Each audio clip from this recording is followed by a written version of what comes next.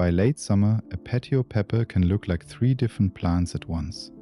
There may be ripe fruit under the leaves, fresh blossoms at the tips, and yellowing growth near the pot. The calendar says fall is coming, but the plant is still trying to decide what season it is in. So should you protect it for a few more harvests, carry it through winter, or let it finish? The right answer is not the same in Minnesota, Arizona, and coastal California. It begins with a 5-minute inspection, not a hardiness zone label. If you enjoy this video, subscribe to Pollinator now. Start with the clock your pepper can actually feel. Check the forecast, your local average first frost date, and the temperatures on your patio after sunset. A USDA hardiness zone is useful for judging winter cold, but it does not tell you whether the corner beside your brick wall stays warm for 3 extra weeks. Nor does it tell you whether a windy balcony cools faster than the garden below. Peppers are tender perennials, which means the plant can live beyond one season when conditions remain suitable. Across much of the United States, however, gardeners grow peppers as annuals because frost injures their top growth and cold soil stops them from performing well. Growth can slow even before frost. When nights repeatedly fall toward the low 50s, a pepper may sit still, drop flowers, or take much longer to finish fruit. Now inspect the plant from the fruit down to the drainage holes. Look for firm, full-sized peppers, tiny new fruit, flowers, and buds. Then check the upper and lower leaf surfaces for aphids, pale stippling, webbing, whiteflies, sticky honeydew, brown lesions, or distorted growth. Follow the stems to the soil line. Smell the potting mix, notice whether it drains, and look for dark, soft tissue that suggests root or crown trouble. This inspection separates a tired plant from a dangerous passenger. A pepper that is healthy but slowing with the season still has options. A pepper covered in mites, bacterial-looking spots, or rotting roots should not receive a free trip into the house. If the plant is healthy and your forecast still shows warm days and nights, leave it outdoors and focus on the fruit already forming. A mature pepper in a well-drained 5-gallon container has enough root volume to keep working, provided the pot does not dry out or remain waterlogged. Give it full sun where intense late afternoon heat is not scorching exposed fruit, and protect the container from hard wind that can snap a loaded branch. Water by checking the pot, not by obeying a schedule. Push a finger into the upper layer of mix and lift the container if you can. When the mix is drying and the pot feels light, water until some drains from the bottom. A cool, cloudy week and a hot, windy week will never ask for the same routine. Watch the fruit rather than the blossoms. A flower opening near the end of a short northern season is a possibility, not a promise. A full-sized green bell pepper is already harvestable, while color and cultivar-specific flavor develop best when the fruit remains on the plant long enough. Cut peppers with clean snips instead of pulling them, because a heavy pod can take a branch with it. A breathable row cover or a temporary move into a garage can bridge a brief cold night. Remove covers when the sun returns, and do not confuse protection from one chilly forecast with a plan for the entire winter. The outdoor harvest path works because it buys a little time. It fails when gardeners keep waiting for immature fruit through steadily colder weather. The same pepper tells a different story in a frost-free climate. Along parts of the Gulf Coast, southern Florida, the desert Southwest, and mild coastal California, a container may remain outdoors. Yet frost-free does not mean stress-free. Days above 90 degrees, hot nights, cool winter spells, saturated potting mix, and weak seasonal light can all interrupt flowering or fruit set. In a hot region, late summer may be the pause, and fall may bring the rebound.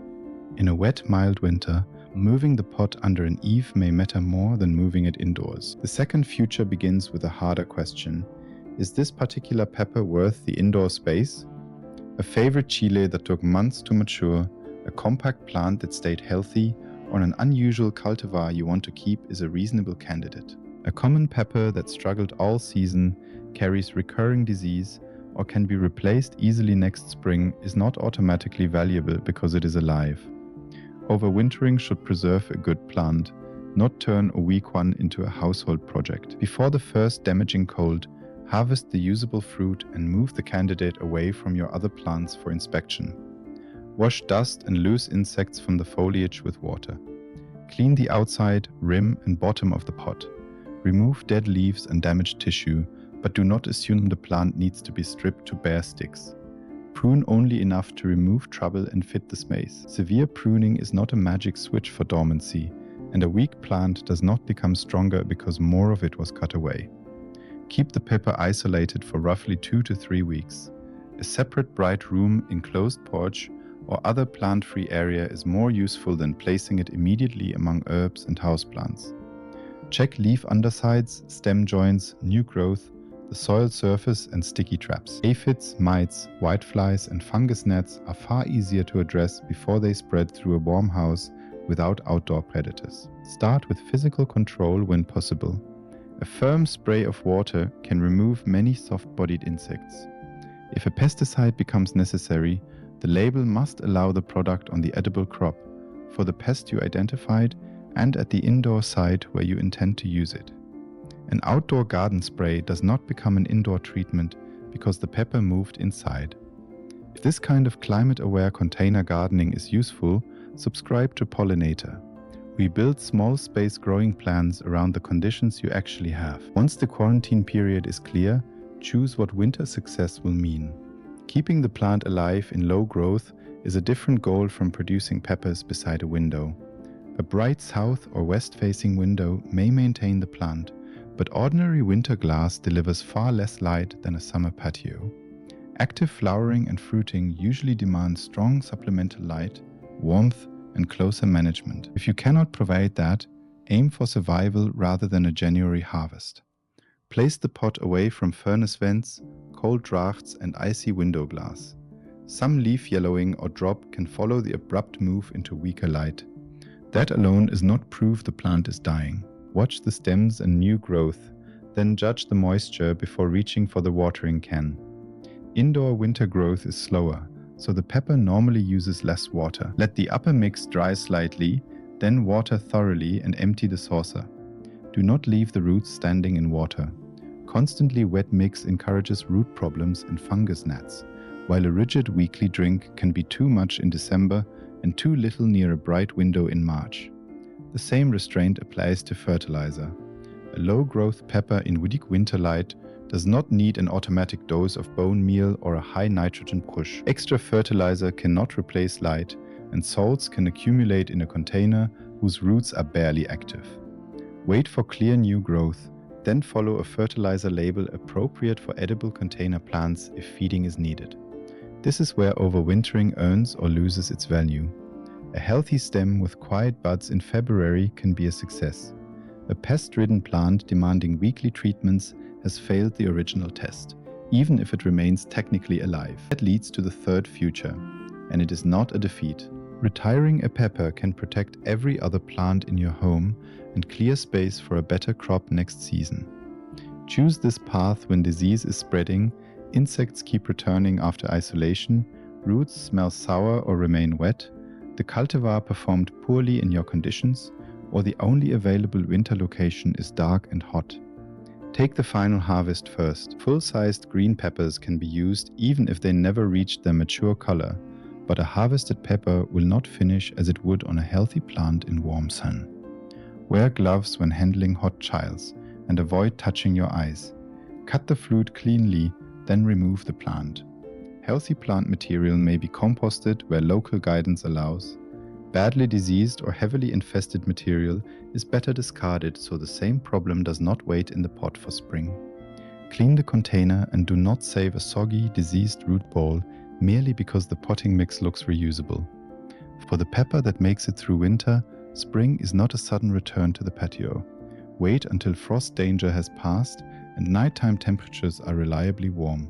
Begin with a sheltered spot and short periods of outdoor light, then increase sun and wind exposure over several days.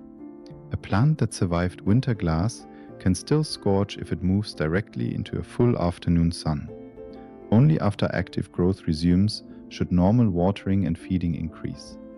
Check the root space, refresh or replace tired potting mix as needed, and return the plant to a productive container with free drainage. The reward may be earlier growth from an established stem and root system, But there is no guarantee that every saved plant will outproduce a vigorous new transplant. Back in late summer, that patio pepper appeared to have 3 futures at once. After the climate check, health inspection, and honest value test, it needs only one. Keep it outside when warm weather can still finish the crop. Carry it through winter when the plant is healthy, worth saving, and your indoor conditions are ready. Let it go when the risk and work outweigh the value. The best decision is the one that protects this harvest, next season's garden, and the plants already living inside your home.